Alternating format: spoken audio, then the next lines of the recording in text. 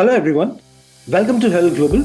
Today we have with us Vivaan Shah, a talented and charismatic actor, made his Bollywood debut with Saath Khoon Maaf, known for his impressive performances in movies like Happy New Year and Bombay Velvet. He now takes on a pivotal role in the upcoming OTT movie Court. Let's deep dive into his work. I am Saimik and you're watching Mind Speak. Let me begin by asking you, what inspired you to pursue a career in acting? I never wanted to be an actor when I was a kid because it was always something that was expected of me. So I had a kind of reverse rebellion. I was like, मैं बड़े होकर engineer बनूंगा. Because when I was a kid studying for a teenager also studying for board exams, my batchmates sometimes of people would come and tease me, say, अरे यार तू पढ़ाई क्यों कर रहा है? तू तो बड़े होकर actor ही बनेगा. So I used to be very determined कि मैं नहीं बड़े होकर actor नहीं बनूंगा. So, and I also at the time thought that, my academic credentials would determine my onward prospects in terms of profession and occupation. It was a very different time. 2005, 2006, 7, 8, and I was studying 11th, 12th and going into college. It was a very different time. And also the boarding school environment which I was in was very divorced from Bollywood and show business. Okay. So there were no other people that were inclined to pursue a profession or an occupation in the creative fields, in the arts. Very few people, in fact. Although even Ali Fazal was from my school. And he's one of the few people who I think perhaps from an early age wanted to pursue this course and wanted to pursue this journey of becoming an actor. But by and large, most people were from science backgrounds, business backgrounds. So there's very few people in the humanities. Most of the people gravitated towards the, physics, chemistry, sciences or commerce accounts. So it was a very different time, that becoming an actor was not something I had considered while growing up. Okay. Although it was expected of me a lot. Okay, but did you venture into the other departments of films in terms of direction and script?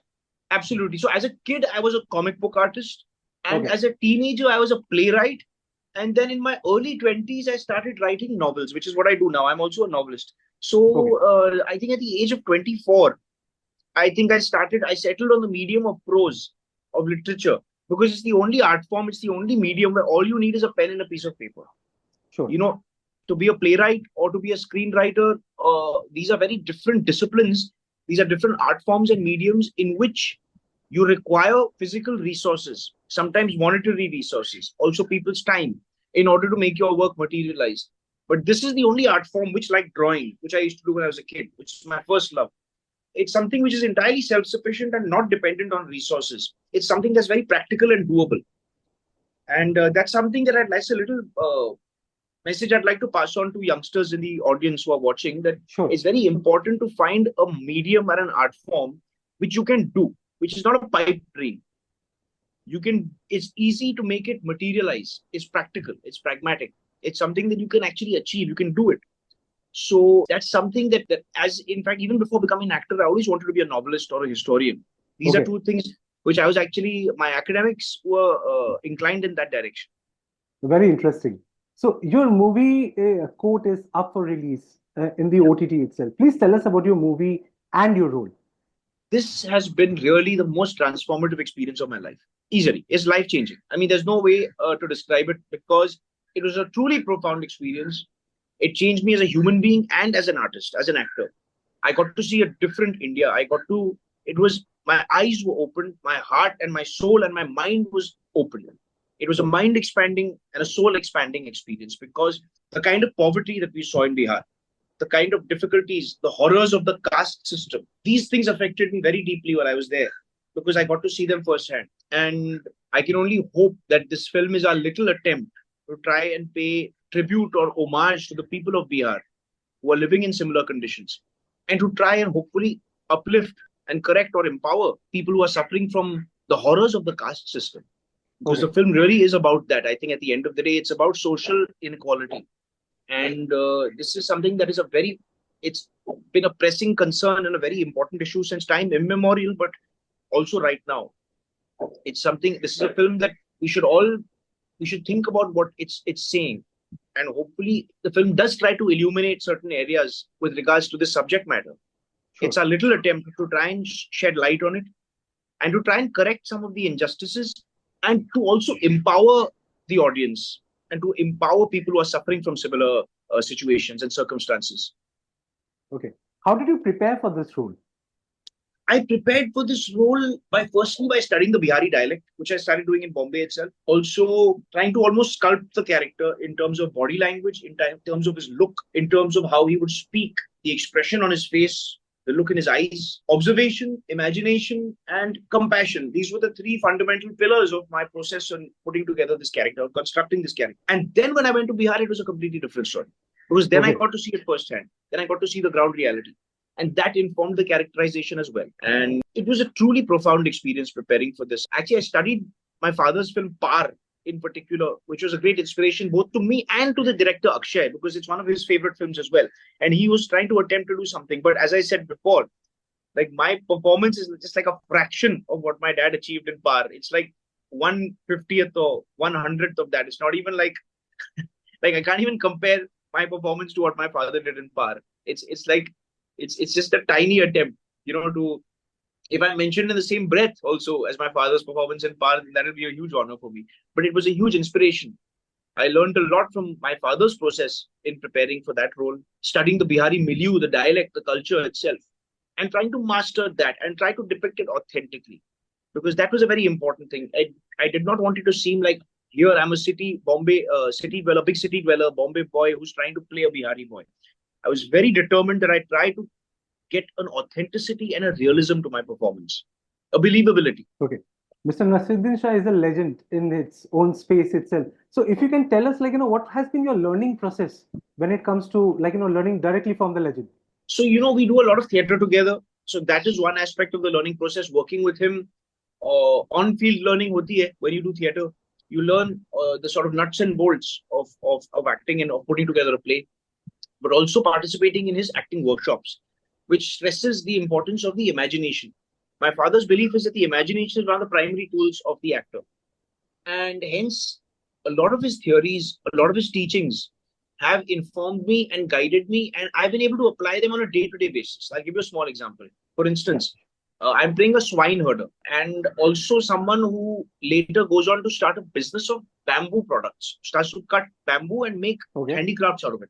So now I had to have a relationship with each of the pigs that I was herding. It should have really seemed like these pigs are like my children. They are a part of my life. They're an extension of my body. Same thing with the axe cutting of the bamboo cutting with the axe, the way I was handling the axe. Now the axe, so my father also talks about a relationship with objects. The actor must have a relationship with objects so that the axe is something that the way I'm cutting the bamboo, it should seem so authentic and believable that it should seem that I've been doing this all my life. Similarly, with the hut in which I lived, I should inhabit it to such an extent that it really truly seems like my home. It doesn't seem like a film set. So these are little examples of how my father's teachings, I was able to apply them on a day-to-day basis while making this film and in all my projects actually. Okay. So how was the experience of working with the entire team of Court? Amazing, yeah. It was truly one of the most beautiful experiences. Such a wonderful bunch of people, and they were so, I'll never forget the last day when I finished and I was heading back home from Bihar. Just one of the guys who was playing a supporting character.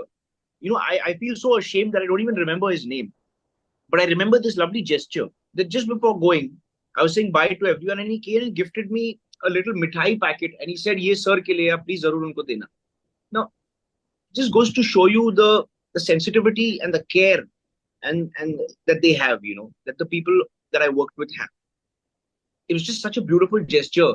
It's been almost 7 years, but I'll never forget that gesture because it meant so much to me. It really touched my heart. And it's indicative of the kind of spirit that was there on the set, the kind of people. Everybody was working for low pay. Everybody was working in difficult conditions. And everybody cooperated and did their best and tried to make this project come together in a very beautiful and fruitful kind of way. Everybody supported each other. It was such a lovely bunch of people. I learned so much from everyone. Somebody would, if I was saying something, the dialect, if I was not getting it right, someone would come and correct me.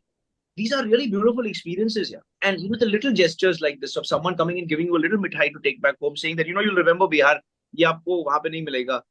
It's a very beautiful. It's something very heartwarming, and these are the human connections that you make on a film set with people, with your co-workers, with your colleagues. The brotherhood, the sense of fraternity that happens with everyone, the camaraderie. It's really been one of the most special and beautiful experiences of my entire life. Okay. So, what do you see in a script before you decide to take up the project? I'm not very picky and choosy. I really have immense respect for whatever work comes my way, Okay. because somebody has thought of me, and that means a lot. The only time that I'll completely outright reject a film is when I feel that this film is a harmful film. It is Okay. out to do harm. Okay. It's got its heart in the wrong place, and the message that it's trying to convey to society is a regressive one, and it's not it's a negative one and a harmful one. So on ideological and political grounds, oftentimes I refuse projects. But by and large, I've been very fortunate that the projects that have come my way, they've really been special and beautiful, and I've really been in agreement with them and in sympathy with them. And I've True. wanted to contribute and pour my heart and soul into them. Okay. So there has been a debate between the theater and OTT. So what is your take on Yeah. the platform OTT overall? I think that it's democratized the whole situation a great deal, OTT. Sure. And I also think that it's provided a lot of employment opportunities, not just to actors and actresses, but also to directors, writers, composers, technicians, everybody. So it Definitely. has really been a blessing for our industry, OTT. It has been a revolution.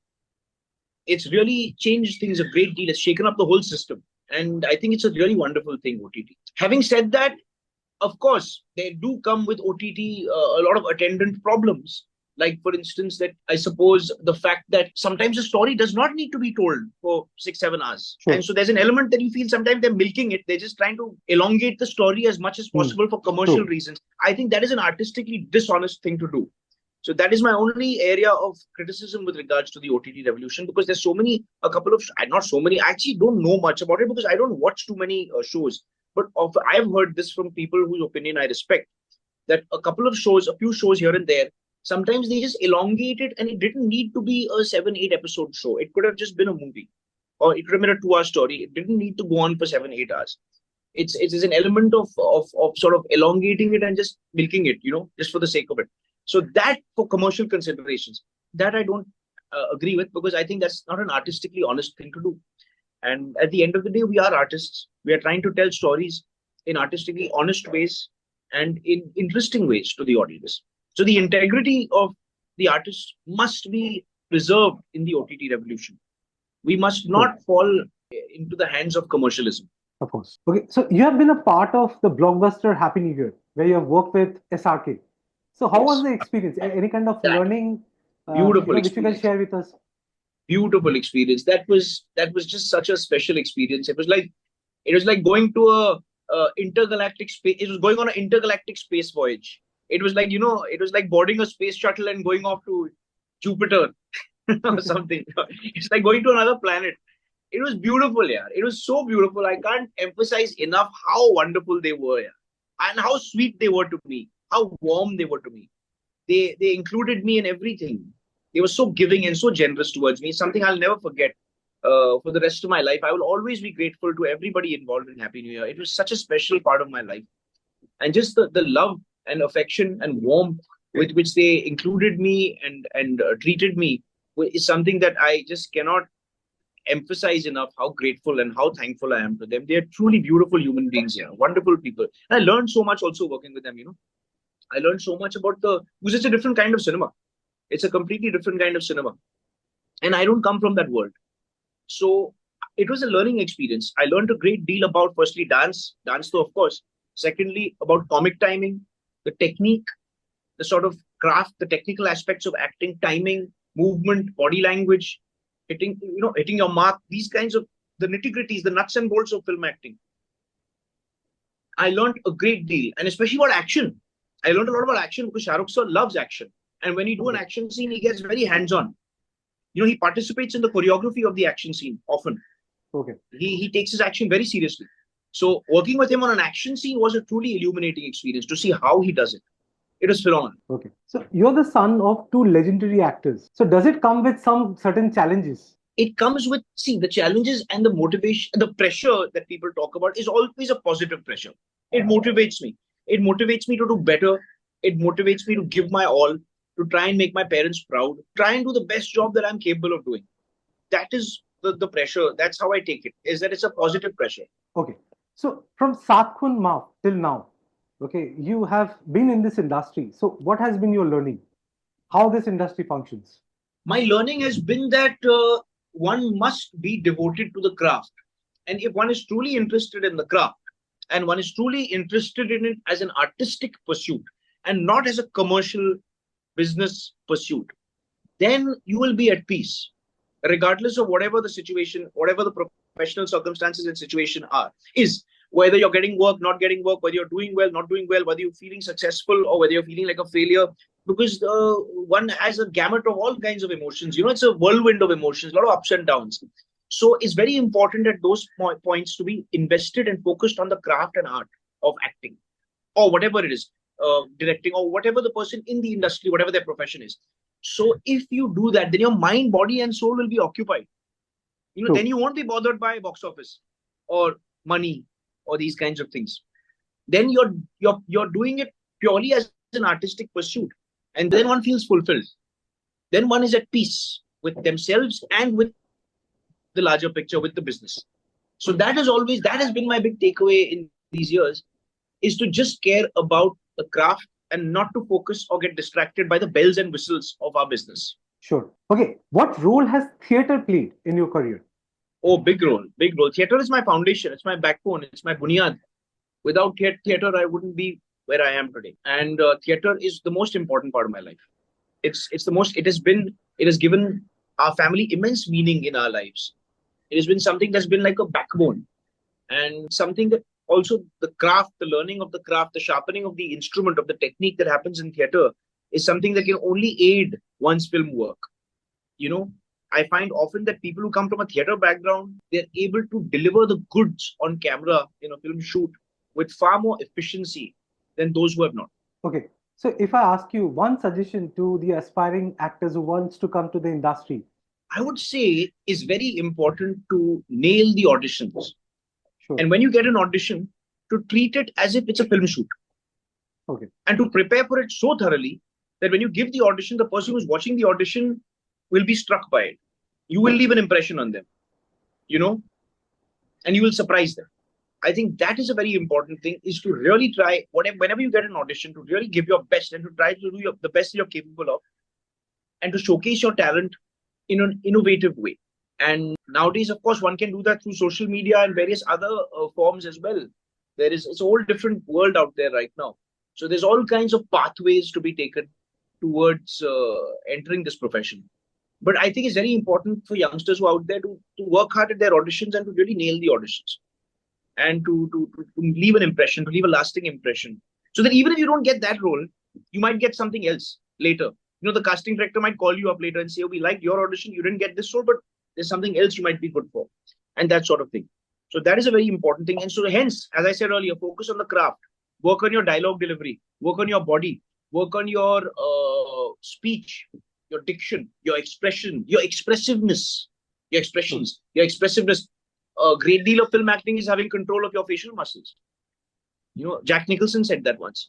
And I think that's a very important thing, is to have control of your instrument and to refine your craft and to keep polishing it and sharpening your craft. I think these are some of the fundamentals of the acting profession. I ask you because of the kind of cutthroat competition that exists in the industry. So what kind of mindset one should have? Like, do you suggest one should have a plan B as well ready? Or did you just plan A is the only plan? It's a very good question. Yeah, it's a very good question. There's two schools of thought with regard to that. The practical minded people would say, yes, you should have a plan B.